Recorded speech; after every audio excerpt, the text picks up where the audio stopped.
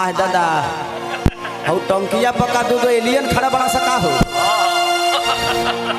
बाबू तहनी का लौकता रे कोई जैसा हाथ उठौले बड़े टंकी पर तो बड़ा सा कुछ करिया समा तू पानी सप्लाई होला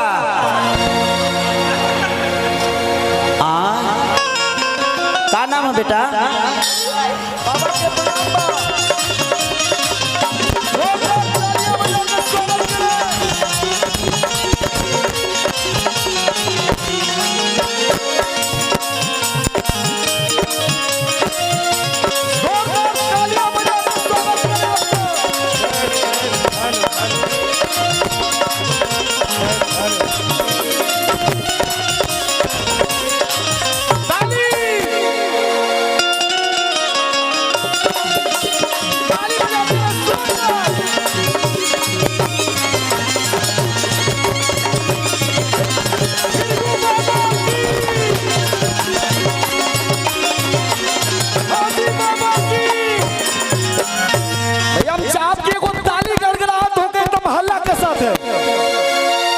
अरे भोजपुरी जगत के कैसे फिल्म अभिनेता ट्रेंडिंग स्टार व्यू स्टार अब इनके बारे में हम क्या कहेंगे खेसारी भैया के बारे में एक वो चीज हम कहे बड़ी मोहब्बत के साथ कि आज संगीत के कुछ ऐसा मिसाल बा आज संगीत के कुछ ऐसा मिसाल बा सुर बा सरगम बा साथी साथ ताल बा और अपने यूपी बिहार पूरे विश्व में एक ही नाम जेकर नाम खेसारी लाल बा एग्जैक्टली जोरदार तालियां बजा के स्वागत करें। अब खेसारी भैया ये बलिया के जो धरती बा हमने के जहाँ के लोग अब बलिया का पूरा विश्व आपके प्यार करेगा पूरा विश्व के दिल में आप समाइल वाली आपके आशीर्वाद आपके मोहब्बत से लोग इतना व्याकुल रहेगा आपके देखे खातिर एक चीज हम कहल चाह भैया खातिर कि शाकी लिखा खुमार लिखा जाम लिख दिया शाकी लिखा खुमार लिखा जाम लिख दिया एक दिल बचा था वो भी आपके नाम लिख दिया और किसी ने पूछा अरशद तेरी पता मैंने कलम उठाई और आपका नाम लिख दिया भैया के लिए एक जोरदार तालियां साथ में हमने के अखिलेश कश्यप बाबा बानी बाबा के प्रणाम अभय बाबा के प्रणाम राघवेंद्र प्रताप सिंह जी बानी डीजे बिट्टू मेहरमा जी तमाम लोग आई सीधे सीधे मंच और माइक भैया के सौंपल चाहे कि ना हमें कोई राह आसान चाहिए ना हमें कोई पहचान चाहिए पर दुआ करता हूँ भिरगू बाबा से कि हे बाबा हमेशा खेसारी भैया के चेहरे पर एक प्यारी सी मुस्कान चाहिए जोरदार तालियां बजा के आप सबके बीच भोजपुरी के superstar view star Khesari Lal Yadav ji जोरदार तालियां तनी मंच के खाली कर दीजिए भैया मंच को थोड़ा खाली कर दीजिए आप सब भाई हैं और भाइयों का प्यार आशीर्वाद जब मिले तो बहुत अच्छा लगता है तो प्लीज आप सबसे रिक्वेस्ट है कि आप सब मंच को थोड़ा सा खाली कर दें आइए मंच और माइक भोजपुरी के व्यू स्टार ट्रेंडिंग स्टार सबके दिलों पे राज करने वाले आप सबके बीच भोजपुरी माटी के लाल खेसारी लाल यादव जी एक जोरदार तालियां बजा के स्वागत करें।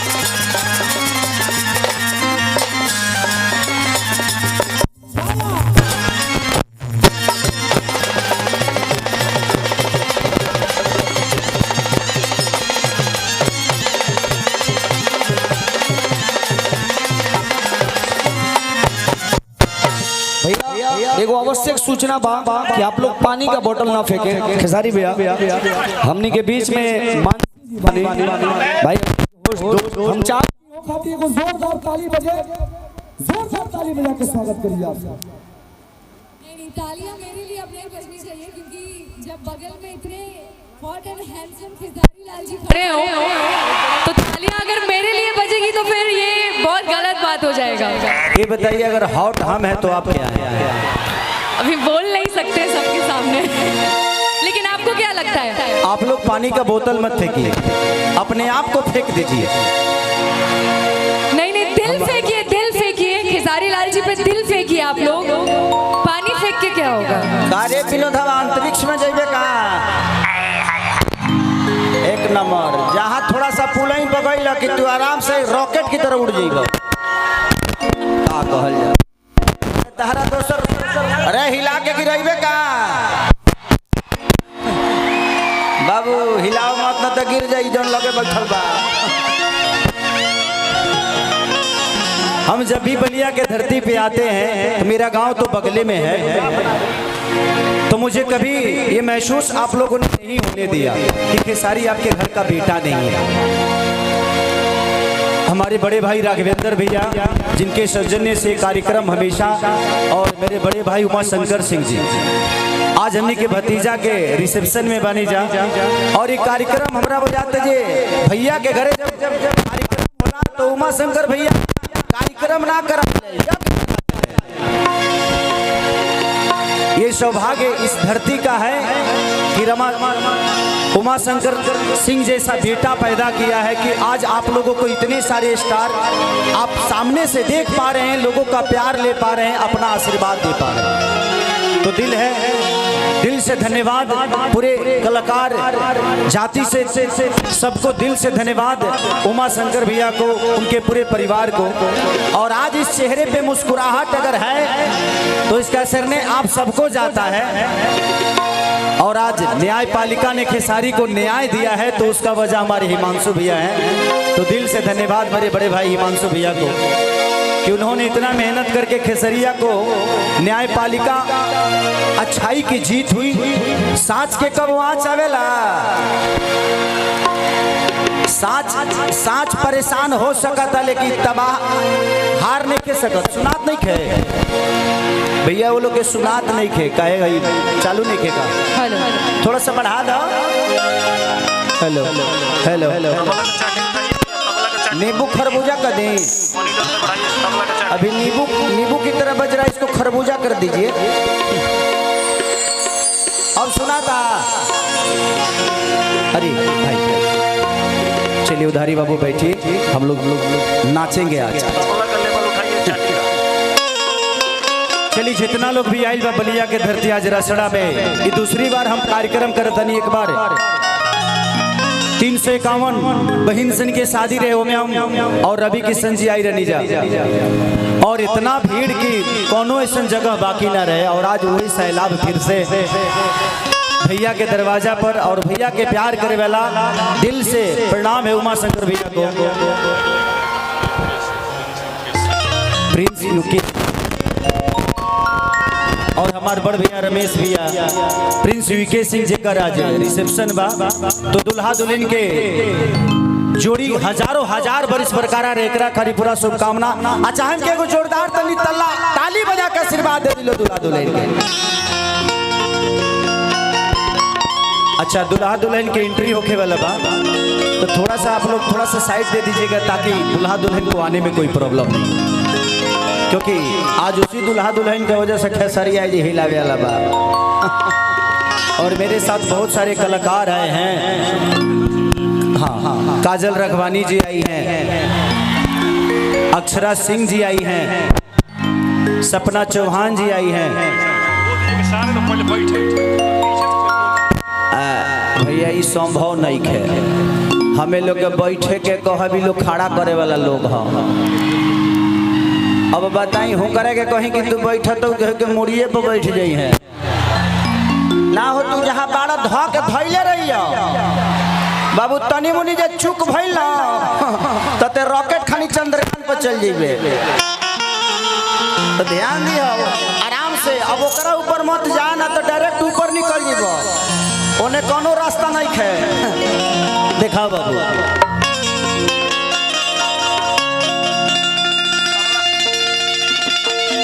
तबला का लेवल उठाइए भैया, तबला का लेवल।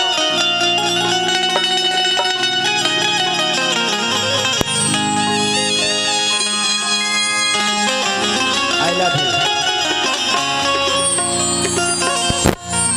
हो हो हो हो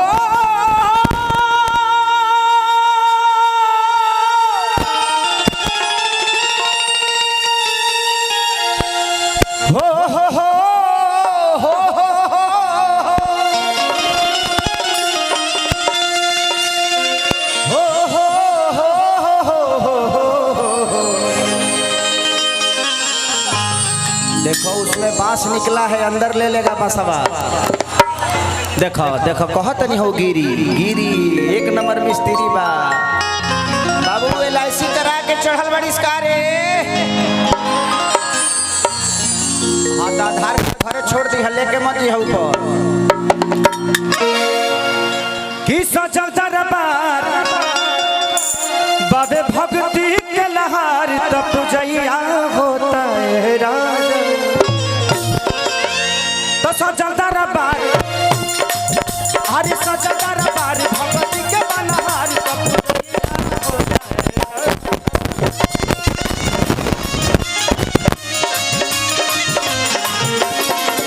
अरे सजल दरबार भक्ति के बनहार तब जइया होता है। कि नवती नदिया जरे लोग जागेला। अगर हम सब लोग बैठ जाएंगे तो बड़ा मजा आएगा।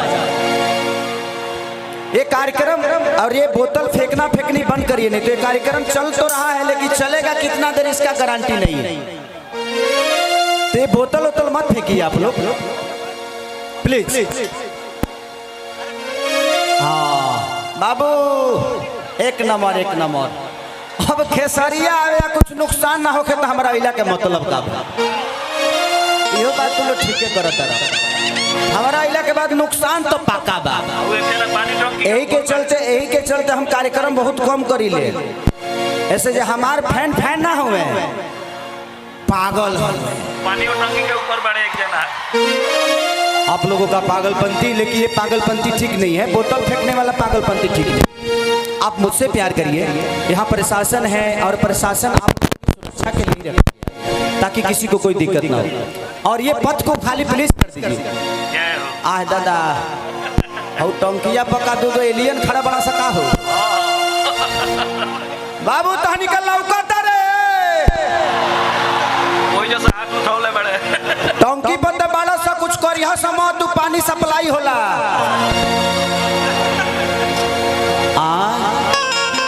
क्या नाम है बेटा, क्या नाम है? तो ते नाम ना बतेबे तो तोरा माई लगे के ना पहुंचाए। भाई देखिए कोई आदमी है फिल्म रिलीज करके रोड पे छोड़ दिया है। प्लीज आप अपना पोस्टर संभालिए। रुक जो ही जी रख तोरा माई के रोक रोक सर।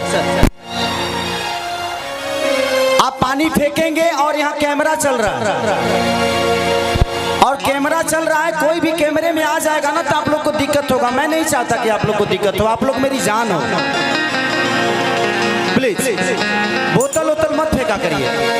भाई ये जिसकी भी बेटी है भैया प्लीज आप अपने बेटी को स्टेज से लेके जाइए। बेटा चिंता मत कर, तोर बाबूजी तोर भाई ले के चक्कर में पड़े ते बहुत डिस्टर्ब करत हो। यही से तोरा कहना छोड़ के निकल बड़े काम पर तहार ही। हाँ हो जी जो तोर मौसा बोला बाबू मौसा लगे मौसा नया मौसा ही बड़े तो पानी पियोत रहो कि नवती नदिया चारे लोग जागे तो माई के लागल बावे निमिया पछुलका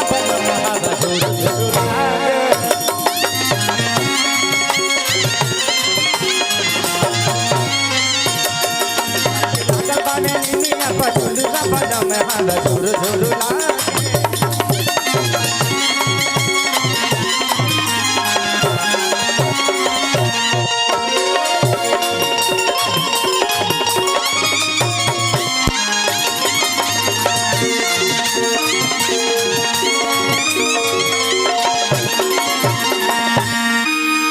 भैया पानी काहे फेंक रहे हो? बोतल फेंक रहे हो आप लोग, किसी को लग रहा है कैमरा है, बहुत सारी चीजें हैं, नुकसान होगी। हाँ थोड़ा सा देखिए, यहाँ थोड़ा सा जाम है, खाली कर दीजिए आप लोग यहाँ का जाम, ताकि वो दुल्हा दुल्हन आ जाएंगे। पूरा खाली है, थोड़ा सा जाम है, तो थोड़ा सा साइड हो जाइए ताकि पद से लोग आ जाए दुल्हा दुल्हन। और प्लीज मैं रिक्वेस्ट कर रहा हूँ भैया, आप लोग प्लीज बोतल मत फेंकिए, पीने के लिए दिया गया है ना, वही जी पियल वही जी निकाल डालो। हाँ अब जाए आवे के दिक्कत होई, हम जाना था नहीं, कोई बैठने वाला नहीं है, इसलिए बैठाने के चक्कर में मैं नहीं पढ़ूंगा।